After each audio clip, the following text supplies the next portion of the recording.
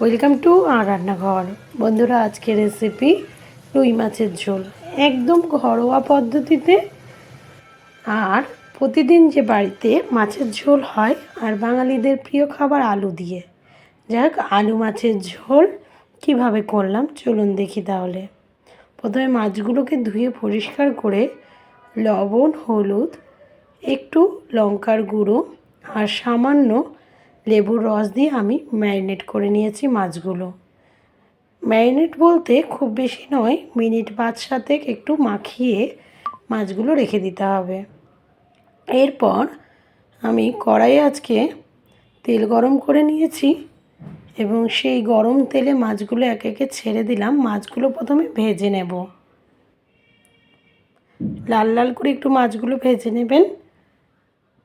আমি একদম কড়া করে লাল লাল করে মাছগুলো ভেজে প্রথম 4টে তুলে নিয়েছি, তারপর শেষেরগুলোও তুলে নিলাম। একসঙ্গে আমি সব মাছই ভেজে নিলাম। এই তেলেই আমি বাদবাকি রান্নাগুলো সেরে ফেলব। দেখুন, সব মাছ তুলে নেওয়ার পর ওই তেলেই আমি পাতলা পাতলা করে কেটে রাখা আলুগুলো দিলাম। আলুগুলো ভেজে নিতে হবে, তার জন্য সামান্য একটু লবণ আর হলুদ গুঁড়ো দিয়ে দিলাম। লবণ হলুদ দিয়ে আলুগুলো ভেজে নিচ্ছি। আলু ভেজে নেওয়ার পর আলুগুলো তুলে নিচ্ছি। এবার আমি এই তেলে দেব একটু কালো জিরের ফোড়ন। কালো জিরে দিয়ে এবার 2টো বড় সাইজের পেঁয়াজ আমি কেটে রেখেছি, সেই পেঁয়াজগুলো দিয়ে দিলাম। আজকে আমি পেঁয়াজ ভেজেই মাছ রান্না করব। আর তারপরে দিলাম একটা বড় সাইজের টমেটো কুচি। অনেক সময় আমি পেঁয়াজ না ভেজে পেঁয়াজ বাটা দিয়েও মাছের ঝোল করি, তবে আজকে একটু স্পেশাল করে গ্রেভি করার জন্য পেঁয়াজটা ভেজে নিলাম।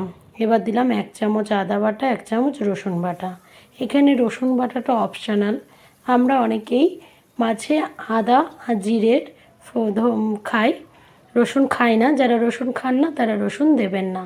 তারপর বেসিক কিছু মশলা যেমন লবণ, হলুদ, লঙ্কার গুঁড়ো, জিরে গুঁড়ো আর ধনে গুঁড়োটা স্কিপ করলেও হবে। সব মশলা দিয়ে আমি ভালো করে কষিয়ে নিলাম। কষিয়ে নেওয়ার পর সামান্য জল দিয়ে মশলাটাকে আমি একটু ফুটিয়ে নেব। ঢাকা দিয়ে মশলাটা কষিয়ে নেব। দেখুন, মশলা যখন তেল ছেড়ে এসছে তখন আমি একটু নাড়াচাড়া করে এবার দিয়ে দেব ভাজা আলুগুলো। ভাজা আলুগুলো সেদ্ধ করতে হবে।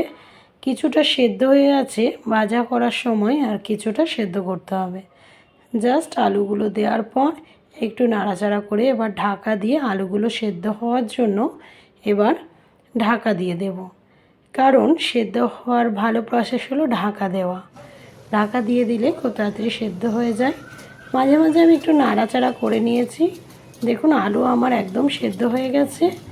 এবার আমি মাছের যেটুকু ঝোলের প্রয়োজন সেই পরিমাণ জল দিয়ে দেব।